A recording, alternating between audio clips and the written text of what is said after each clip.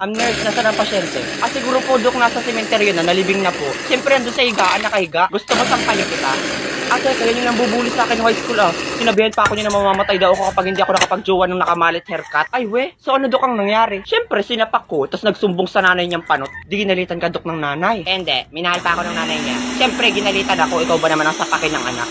So ano, Dok, ang dinahilan mo nung nanga-blockayan mo yung anak niya? Sabi ko, kaka-cellphone niya yan.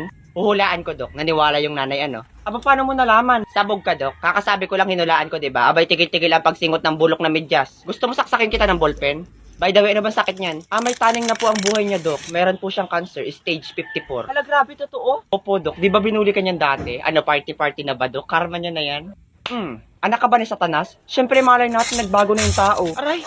So, anong gagawin mo, Dok? Siguro hihilahin ko na yung bituka niya, saka dudukutin ko na yung abdo niya para mas mapabilis na yung buhay niya.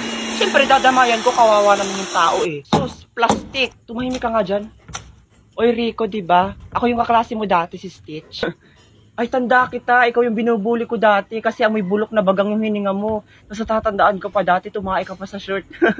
By the way, amoy bulok na bagang pa rin yung hininga mo. Kaya pala ako nagpunta dito. Gusto ko sa'yong ipabatid na malapit ka nang mamatay. Ano? Nurse, totoo ba? Oo.